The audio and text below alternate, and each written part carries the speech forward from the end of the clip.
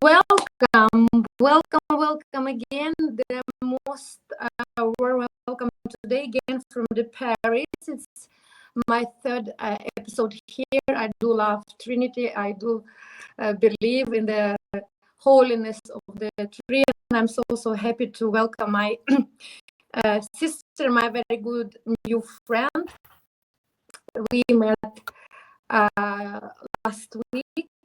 Contribute in togetherness, united we are stronger. But I don't want to take much time from actually the time how she can shape this show, and not just show, but in the togetherness united we can make really great contribution towards what she is engaged into very passionately. And I'm very thankful for you, for your time, for your attention being here.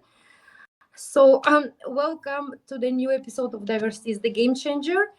And today is my very honorable guest, and I hope I can pronounce correctly because I'm just in the very beginning phase of learning and pronouncing English. So please help me to welcome Ernestine Melha.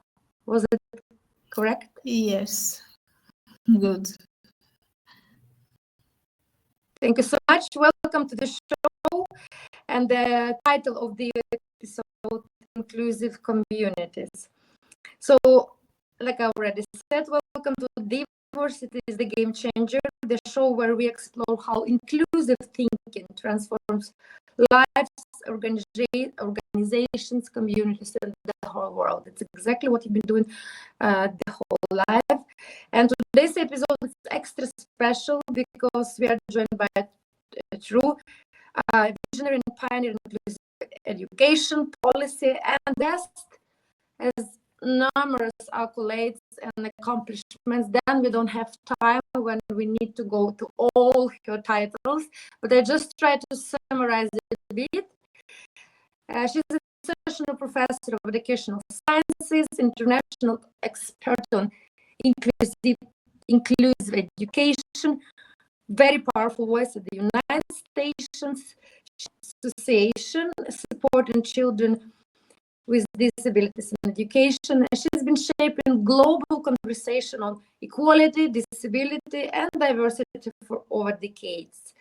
She is also a member of the Women's 7, advising G7 nations on gender equality, and represents France in the G100 Club, working towards the United Nations Sustainable Development Goals, and much more. So please, let's dive now deeply, warmly into your story.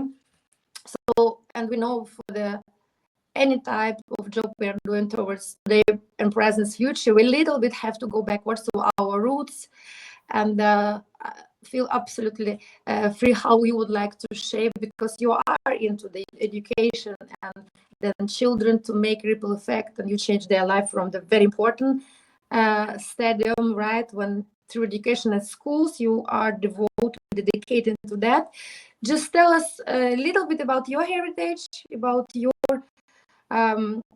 maybe childhood, but the most important, how do you believe the childhood itself and our roots shape actually the mindset we have today as adult persons? Thank you. Thank you, Valeria, to welcoming me in this postcard.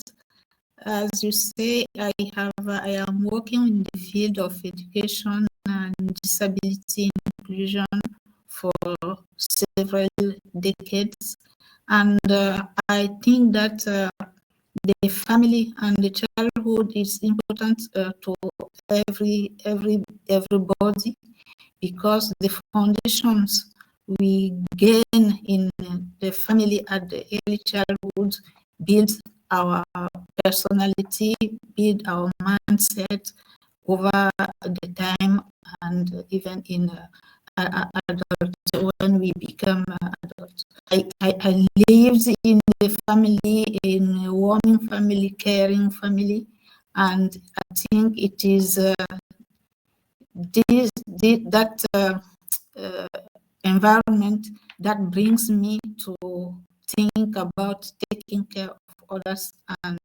mainly children or people with disabilities through various things. For instance,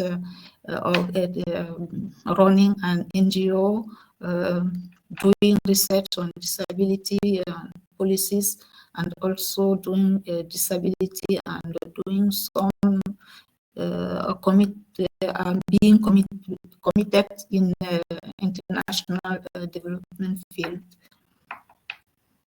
Thank you so much. Yes, that's for sure. Like you already said, it's very, very important to start early, and we have to work with our educational systems. And I am sure both you and me, we can be agree about the really fast path world, which is changing so rapidly, quickly. We have still a little bit, maybe even not little bit, but still stagnation in our educational systems. And educational systems in different cultures and countries, again, are impacted by the environment, of course, investment, and I mean, everything what's going on now in the world, and now special political situation. First of all, give a huge impact on our kids and childhood, and how we scholar them today, right? And give them education. The access to education is very important for today's and tomorrow's future. So thank you so much for your tremendous job and dedication. And then I know all your practices, everything you've been passionately care about is rooted in inclusivity, inclusion, and diversity, because we know that diversity can be very different: diversity, cultural, gender diversity, cognitive diversity, which I'm displaying. And but without inclusion, like they say, diversity, it's kind of be presence on the floor where you can dance, but without really inclusion in this dance, diversity can be even challenging and not really advantageable. So could you please share then your opinion about diversity and inclusion, and actually about different practices you are working with through all your engagements, platforms, and organizations you are involved today? Thank you. Thank you. It is a very wide and big question.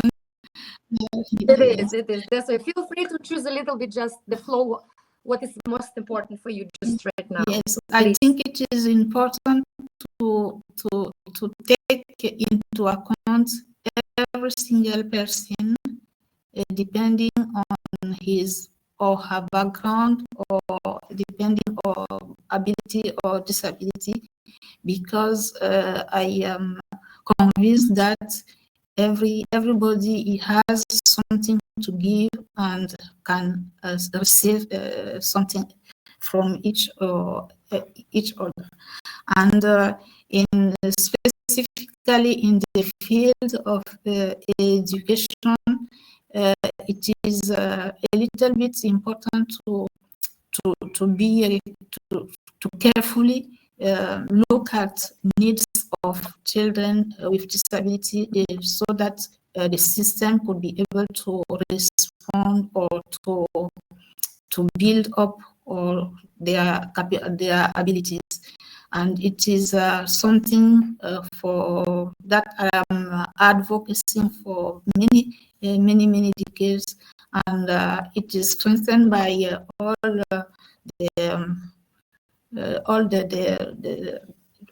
what the United Nations is encouraging, and it is also built on the Convention of the Rights of a Person with Disabilities, and it is a good framework to address challenges regarding persons with disabilities in society, and how to build policies to address their needs, to break barriers, and also to give them voice in society.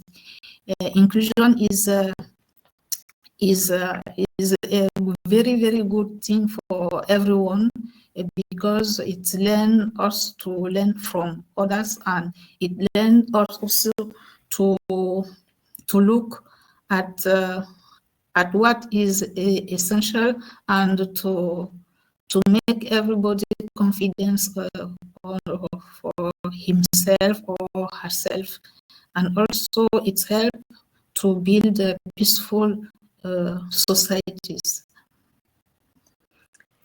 Yeah, that's correct. You know, I'm proud Ukrainian. You know very well what's happened now in my country, especially from the region I came.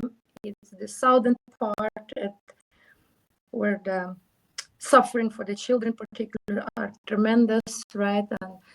But still, is more, and as early we can give them tools to change their lives, and through that they can impact both their lives and the lives of their future children. So it's very important to talk about inclusion and inclusivity, because particularly in the region with the wars, I do believe that one thing, you can be affected very much mentally, but can you imagine now every single day how many, especially kids in the vulnerable areas like Ukraine and other countries during the war and conflicts, they basically remain disabled due to the war, right? Every single day it's bombing season, sailing, so kids losing their actually arms and legs and everything.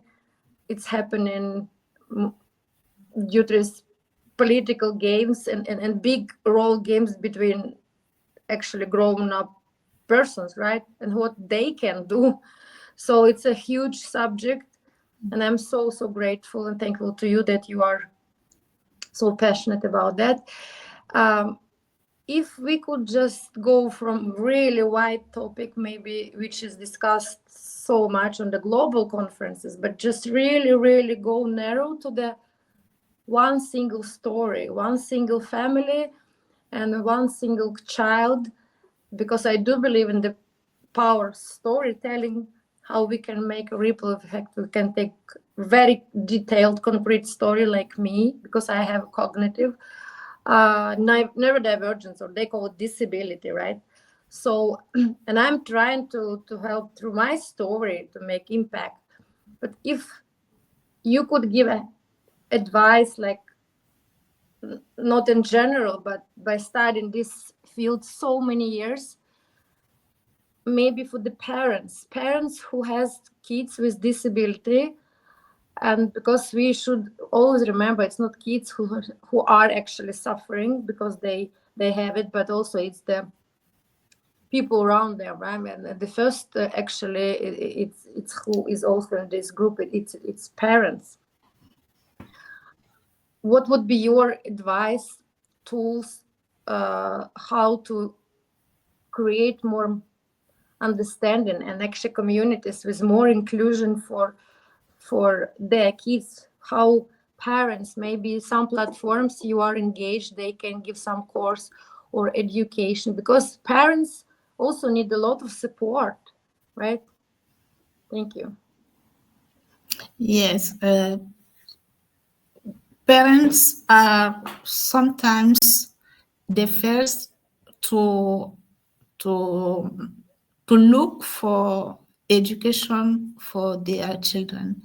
And depending on communities, there are some cultural barriers like stigma and also taboos around disability that make that parents cannot go to ask for the right to education for their child.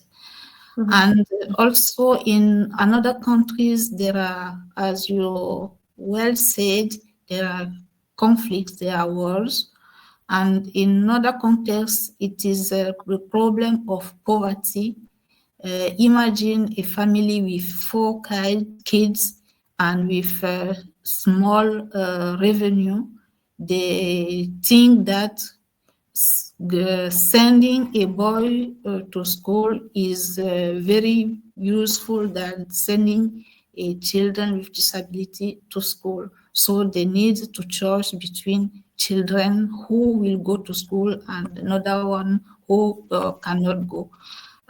In my work with my organisation, Association d'aide à l'éducation de l'enfant handicapé, I remember a family with girls with diverse disabilities, and we provide support to that family, and we help him, the parent, to go to with other parents and build a community where they can share their challenges and also support each other.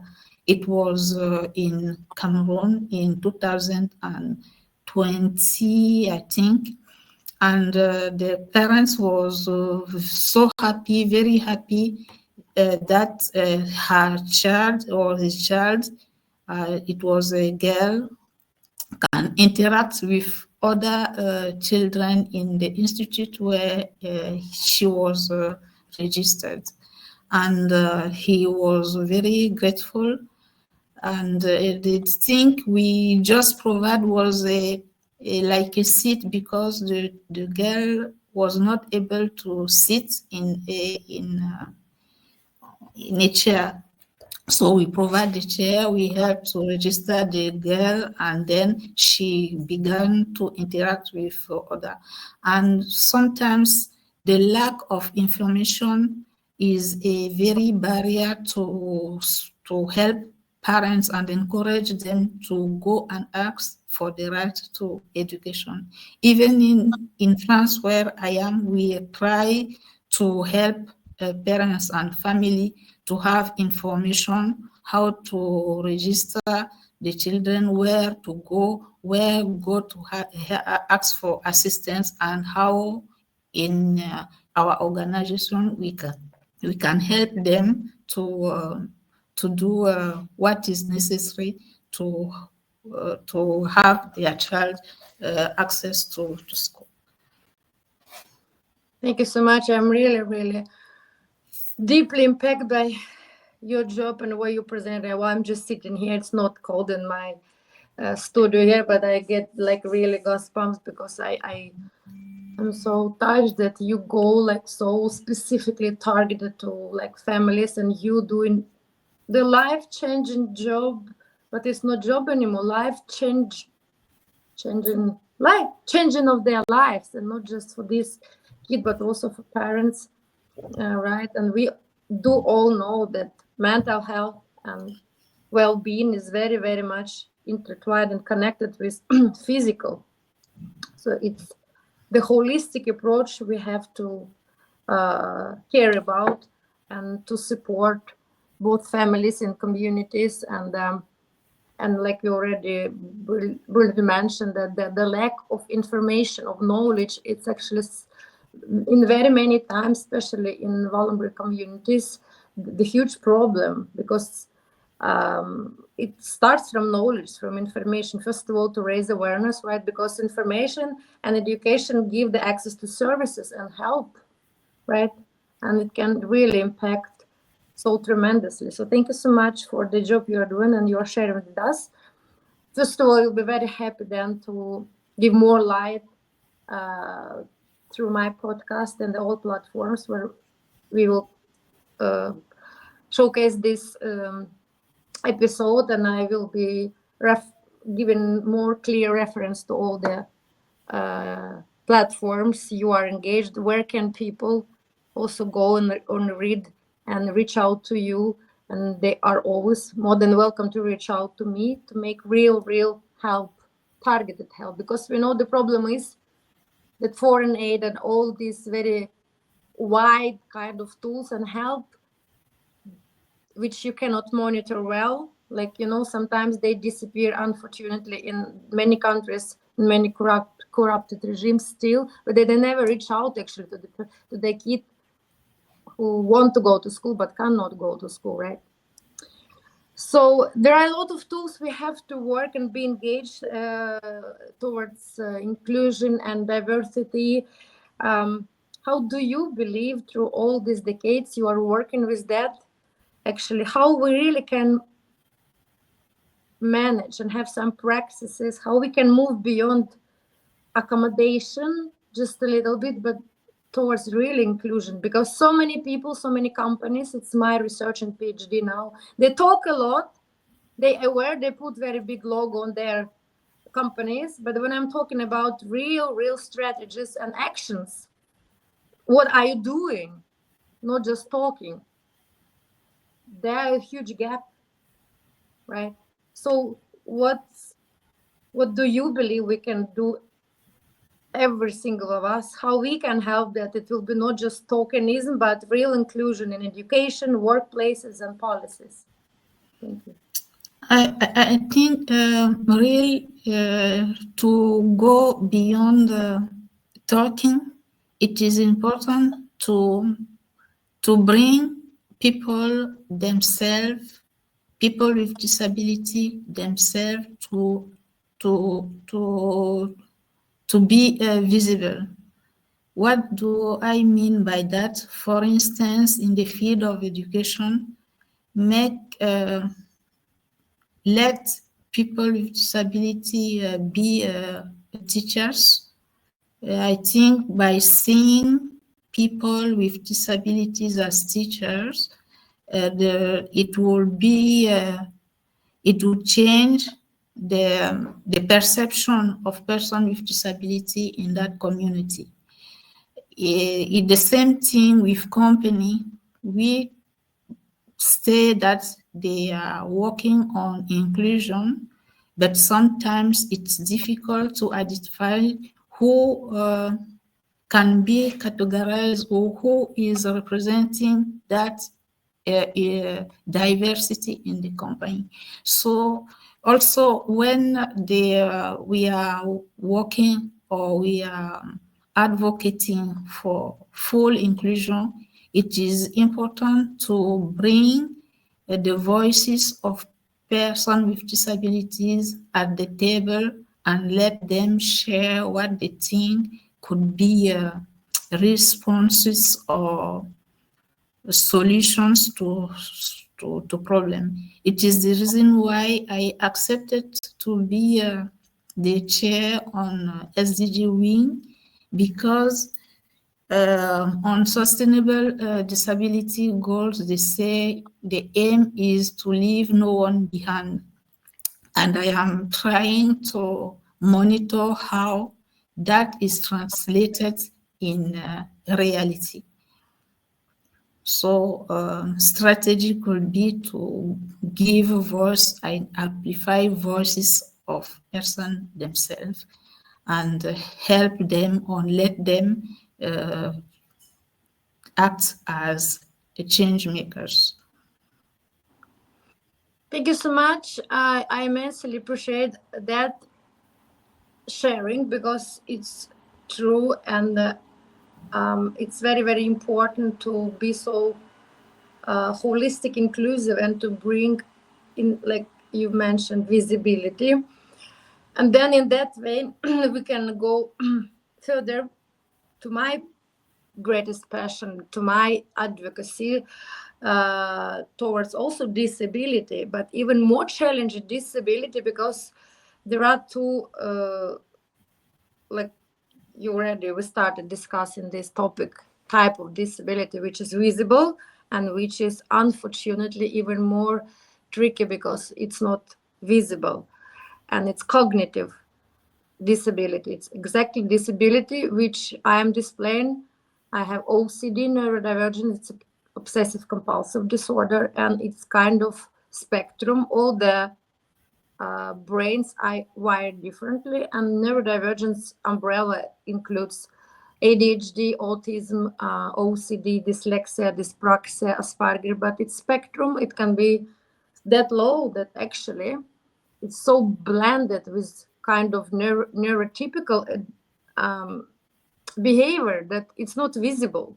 But it doesn't mean actually that we are not suffering, right? So this is huge subject for me, because this is my own displaying. I'm showcasing that, and I have started my podcast last year, being in mental institution. I was in hospital myself, mental hospital. I was so bad, And through this journey, when I've been there almost 6 weeks, I got very much help in Norway. I understand that there are so many people like me, and there's still stigma. They are so afraid to mention it because it's still a lot of taboo, that even to mention that you are not well mentally, it's a shame. In my country, I made in Soviet in Ukraine, even mental institution, this word is its biggest shame ever on the whole family, right?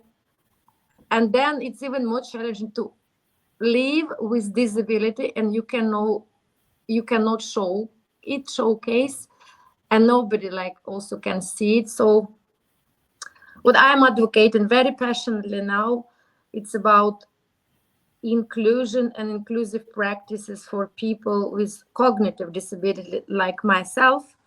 And that's why I just want to ask you, because when, like I've already mentioned, disability which is visible and invisible, they are very intertwined, because mental awareness, mental health is very much connected with your physical health, right? It's not divided and otherwise. So what's your opinion? What's your idea? First of all, have you been presented the idea of neurodiversity? It's just basically that our body are different, but also our brain are different. We are just differently wired. We just perceive the information differently. And I'm advocating now not from the deficit-based model, but from strength-based model, right? And like you said, I made it visible by talking, probably. So what do you think, how then we can actually together, maybe just you and me, raise even more awareness about the disability, which is visible, not visible, and how we can create more inclusive communities? Thank you. Yes. Invisible disability is sometimes difficult to recognize, to being recognized in the society and in the community. And sometimes when it comes on cognitive disability, stigma around that kind of mental disability is sometimes very, very, very huge, and it is difficult even for parents and family to let that known in the community. And it is a very, I must say, courageous to say that, yes, I am like this and I am like that, but also I can do something and I can be useful or helpful to others, even to my society. And it is why we are working on for few years, maybe over 5 years.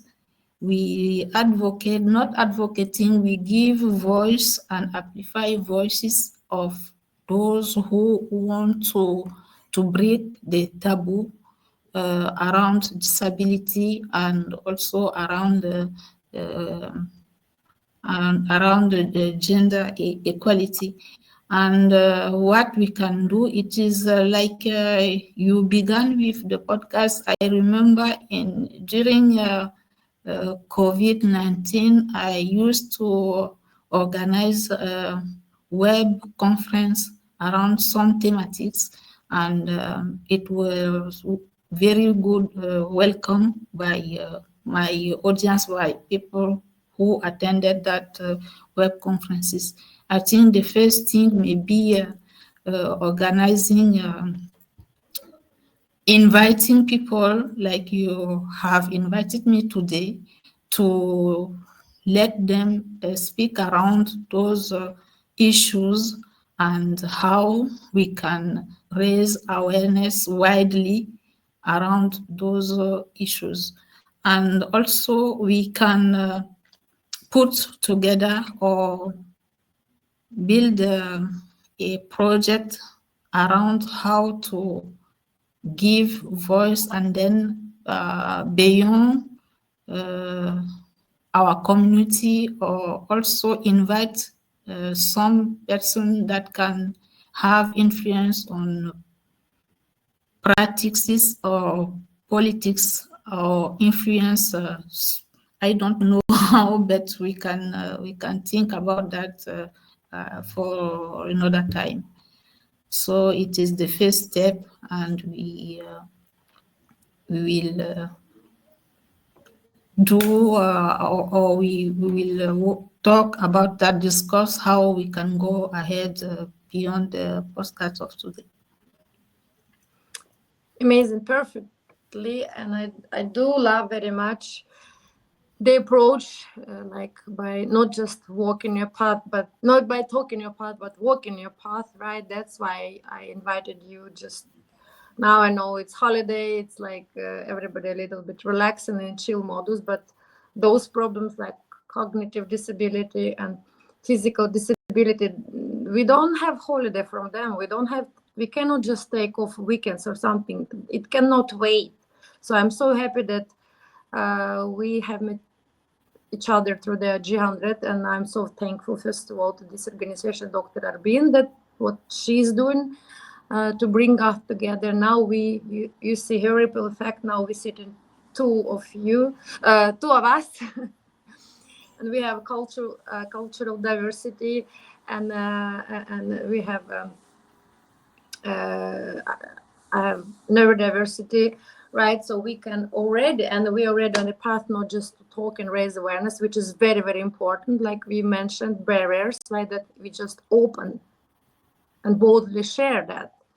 For me, it's also a huge step. It took me just 15 years just to say, no, it's not deficit. It's not my weakness. I'm not broken.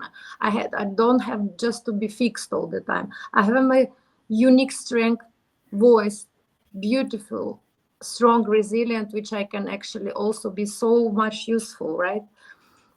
So thank you so much, first of all, for sharing your story while we had this beautiful lunch last week and saying yes to me today, because the most important what we can give to each other now, it's our time, presence, be aware about that, attention, and then it's how we can actually start handling, like call for the action, right? So amazing. I would like to further make awareness about all your tremendous job you have been already done so much. We are not just talking about future projects, but already you've been done so much. So could you please then give the idea to my audience, and of course I will be make it in the writing post about your organization, where they can find you, about all the projects, how other people can also, maybe they have no idea, oh, we would like also to contribute to these platforms and organizations and projects you have already built. And of course, then we also can welcome them to join us for this brilliant idea you have shared now. So where they can find you, on which platforms, and yes, and usually I'm wrapping up my podcast, which you remember I shared when we had this round table that I have vice president. It's actually one small pink lamp from Aladdin fairy tale. I do believe in magic. We have to make magic by ourselves, by togetherness, by collective support. But I'm always joking that this small genie lamp, I will be bringing it back. It's my vice president. It's like I'm always asking the last question from my guests. If you could make a wish, just one wish now for this, for my vice president, or for this genie in the lamp, what would that wish be? Thank you.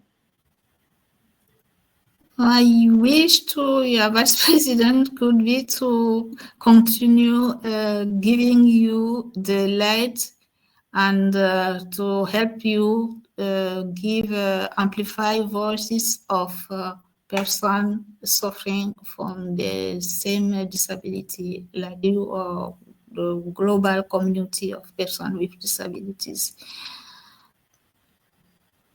Thank you so much. Actually, the wish was the question was actually the wish not for me, but I do love that you wanted to target and source it towards me. Then it's actually the most right answer. What should be experienced just right now? Because through me, when I have more voice, like you said, and more light, then I can help another people, and we can double, triple, and multiple this effect together, right? Yes, of So, course. so You thank you so much. What? you wanted me to share the organization and I Yes, am yes, running yes. and how, yes. So the organization is called Association d'aide à l'éducation de l'enfant handicapé. It is AAEEH. We're searching on Google, you can arrive. And our website is translated in different languages. We are working on disability education and cross-cutting issues such as gender-based violence and sexual reproductive health and leadership. Currently, we are running 3 projects, one on the project towards adolescents with disabilities. It is Dignity Kids for girls with disability. It is aimed to break the taboo around sexual and reproductive health and disability, and also do something to for menstrual, we give products for menstrual health. And also we have another project on leadership. It is also towards girls with disability. Is it about mentorship or scholarship or assistance to family of girls or people, children with disability, in order to help them bring their children to school and pay fees for their children. And the general advocacy is the follow-up of the SDGs and how it is about persons with disability and particularly women and girls with disability. In October, we will organize a conference around SDG 4, 6, 10, and 16, and all information will be available on our website by September. And here in Paris, I used to have to spend Saturday afternoon and a place called La Cité Audacieuse, and I receive all kinds of person and demands, and also we analyze with my little team to give advice or help to or assist and follow up some specific families with their problems. So, and also you can contact me at Ernestine at AAEEH.affair. Thank you. Thank you so, so much. What a strong, powerful message. I really, really deeply impacted and touched by everything you're doing. And I really, from the bottom of my heart, would like to thank you for you being you, for what you are doing, for your story, for your voice. It's tremendous. Thank you for your wisdom, your passion, which you are transforming into so much help to other people, for your light, for your unwavering work toward a real inclusive world where you're doing that, not just talking, but also doing it. As you share us, diversity, it's not just a value like checkbox, but a strategy for really stronger, more sustainable future, like we have mentioned about SDGs. And to all, of course, our listeners, remember, diversity is not just a checkbox, it's a really game changer. So See you next time. Stay with us. Please feel free to reach out for any questions, reference, and of course, we will be more than happy to welcome help, any type of help. Thank you so much. Thank you so much, Ernestine, for this beautiful, deep conversation. I'm looking forward to make fruitful collaborative projects with you, and I'm sure we meet each other soon again.